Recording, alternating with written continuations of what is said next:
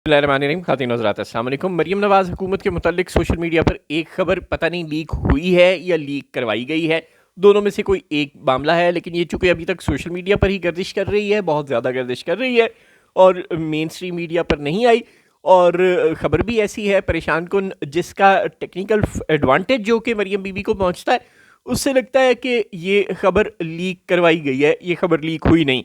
12 मामला ये तीफ़ी भट्ट साहब के मारे जाने के बाद बिलखसूस मंजर-ए-आम पर आया है। सीसीडी से मुतल्लिक आपको पता है मरीम बीबी पर बहुत देर से ये इल्ज़ामात लग रहे थे उनकी हुकूमत पर कि ये जो जाली पुलिस मुकाबले हो रहे हैं और जिनमें सुबह दोपहर शाम लोग मारे जा रहे हैं। अब ये हुआ कि ये जो मजहबी जमात का एहतजाज था उसको के ख़िलाफ़ जब ऑपरेशन किया गया तो उसको बड़े ही अजीब तरीके से पुलिस ने उसके मुतल्लिक जो ऑफिशियल अपनी स्टेटमेंट जारी की है वो कहती है कि टीएलपी के कारकुनों ने पुलिस वालों से असलहा छीना और उस असले से गोलियां चलाई, जिसके नतीजे में एक पुलिस वाला जाँ बहक हुआ और जो 4, 5 या 3 पुलिस ने मुख्तलिफ जगहों पर मुख्तलिफ बयान दिए हैं। ज़ाहिर है जब आप झूठ बोल रहे होते हैं तो फैक्ट तो रहता ही नहीं।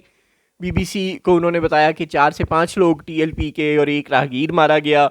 और फिर जो बाद में दूसरे टीवी चैनल्स को, पाकिस्तानी टीवी चैनल्स को जो उन्होंने खबर फीड की वो ये थी कि जी 3 टीएलपी के लोग और एक राहगीर मारा गया।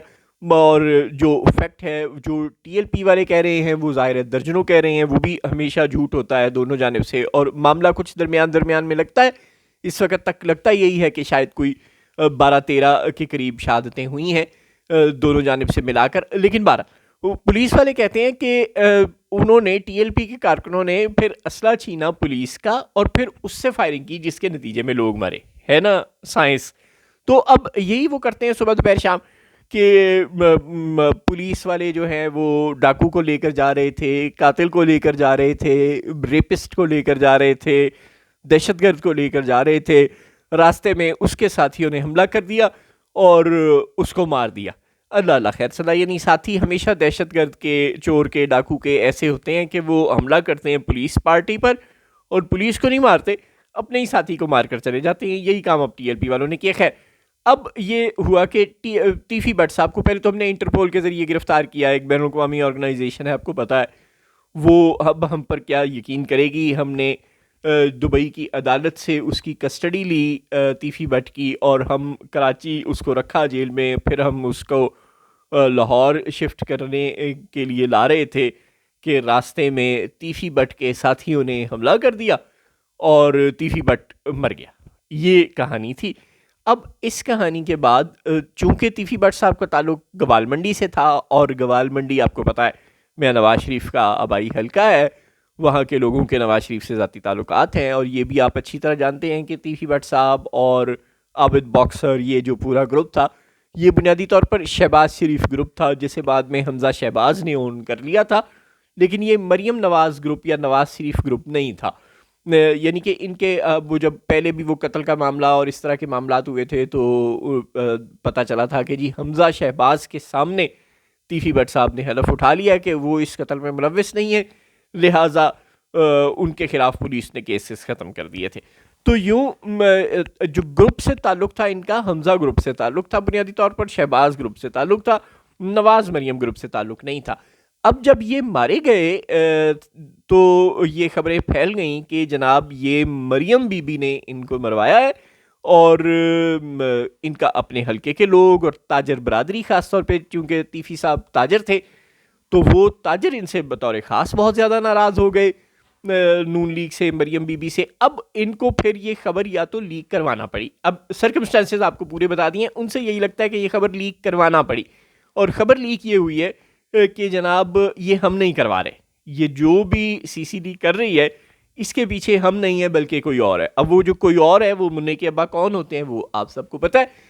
कहते हैं नून लीग वाले उनके हवाले से जो खबरें लीक हो रही हैं सोशल मीडिया पर फैल रही हैं, जो एक दो जो रिपोर्टर हैं बड़े सीनियर किस्म के वो अपने डिजिटल आउटलेट से भी कह रहे हैं, वो कह रहे हैं कि जनाब ये खबर जो है वो हमें दी जा रही है कि ये मरीम बीबी के ज़राए बता रहे हैं कि हमने ये काम बिल्कुल नहीं किया, ना तीफ़ी भट्ट साहब वाला और ना ही जो दीगर सीसीडी सब कुछ कर रही है उसके पीछे हम नहीं है, बल्कि ये कोई और है ان کے حکم ملتے ہیں سی سی ڈی والوں کو اور وہ ماورائے عدالت ہلاکتیں کر رہے ہیں.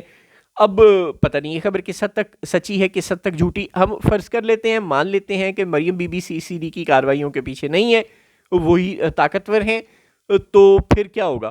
کیا آپ بچ جائیں گی اس الزام سے؟ بالکل نہیں. وزیر اعلیٰ تو آپ ہیں نا, تو سی سی ڈی والے کل کو کہہ دیں گے کہ نہیں جی ہمیں تو اوپر سے ہدایات تھیں. لہٰذا کل جب بھی کبھی یہ معاملات عدالتوں میں جائیں گے, اگر جائیں گے اور جب آپ کی حکومت نہیں ہوگی ظاہر ہے تبھی جائیں گے, تو آپ پھنسیں گے بہت برے. جس کے بھی حکم پر ہو رہا ہے, آپ اتنی کمزور اور پپٹ وزیر اعلیٰ ہیں کہ آپ نے ان کے حکم پر یہ سب کچھ ہونے دیا اور آپ خود خاموشی سے بیٹھ گئیں. ٹھیک ہے, اس سے کچھ آپ کا امن و امان کا مسئلہ, لا اینڈ آرڈر کا مسئلہ کنٹرول ضرور ہو جاتا ہے, لیکن یہ تو ماورائے عدالت طریقہ ہے لا اینڈ آرڈر کو کنٹرول کرنے کا, اور اس کی کاسٹ پے کرنا پڑتی ہے. بی بی شہید کے متعلق بھی جب غلام اسحاق خان نے ان کی حکومت گرائی تھی تو یہ ماورائے عدالت ہلاکتوں کا الزام لگایا تھا اور کہا تھا کہ کراچی میں بے شمار ماورائے عدالت ہلاکتیں ہو رہی تھیں جس کی ذمہ دار بے نظیر حکومت ہے, اور ان کی حکومت کو ڈسمس کر دیا گیا تھا. اب 58(2) بھی نہیں ہے, اب گورنر صاحب کے پاس یہ اختیار نہیں ہے کہ وہ آپ کی حکومت گرا سکیں. ویسے بھی گورنر صاحب اب وہ گلاں کتنے رہ گئی ہیں, لیکن آپ کی حکومت تو ظاہر جانی ہے, اور جب بھی کبھی جانی ہے اس وقت آپ کو یہ پوچھا جائے گا, آپ عدالتوں کو آپ کو فیس کرنا پڑے گا, اور آپ بہت برے مقدمات میں پھنس سکتی ہیں. جو تیفی بٹ صاحب کے بھائی نے بھی آپ کو پیغام بھجوایا کہ نواز شریف اور مریم نواز کی جانب سے مجھے اپنے بھائی کی لاش کا تحفہ دینے کا بہت بہت شکریہ, اور وہ انہی کے خلاف پرچہ کٹوانے کی کوشش میں بھی لگے ہوئے ہیں. یوں یہ ایک مشکل صورتحال میں آپ نے اپنے آپ کو پھنسا دیا ہے, صرف پپٹ وزیر اعلیٰ بن کر, کٹ پتلی وزیر اعلیٰ بن کر. اگر آپ یہ واقعی بات درست ہے جو خبر آپ لیک کروا رہے ہیں کہ آپ لوگ اس میں انوالو نہیں ہیں, تو پھر جو لوگ اس میں انوالو ہیں آپ نے ان کو اتنی کھلی چھٹی کیوں دی؟ آپ تو کہتی ہیں کہ میرا صوبہ ہے, میرا پانی, میری مرضی, تو پھر یہاں بھی اپنی مرضی چلانی تھی نا. میری پولیس میری مرضی بھی کہنا تھا. آپ صبح دوپہر شام تقریبات میں جاتی ہیں, آپ سی سی ڈی کی, پیرا کی, اپنی تمام فورسز کی بے حد تعریفیں کرتی ہیں. آپ بتاتی ہیں کہ آپ نے پنجاب میں امن کر دیا, کرائم ریٹ 0 ہو گیا. تو جب کریڈٹ آپ لے رہی ہیں تو یہ جو ڈسکریڈٹ ہے یہ بھی آپ کو ہی لینا پڑے گا. یہ موٹی سی بات ہے جو یقیناً آپ کو سمجھ میں آ جانی چاہیے کہ جب آپ بار بار یہ کلیم کرتی ہیں کہ تجاوزات ختم ہو گئے, مہنگائی کنٹرول ہو گئی, جو کہ ظاہر ہے کچھ بھی نہیں ہوا, لیکن آپ کے بقول سب کچھ ہو گیا ہے, ماحول بہتر ہو گیا, اسموگ نہیں پھیل رہی, یہ سارے کے سارے کریڈٹ آپ اپنی پیرا کو, آپ اپنی سی سی ڈی کو, آپ اپنی انوائرمنٹل پروٹیکشن فورس کو, اور ان سب طاقتور بندوق بردار لوگوں کو دیتی ہیں.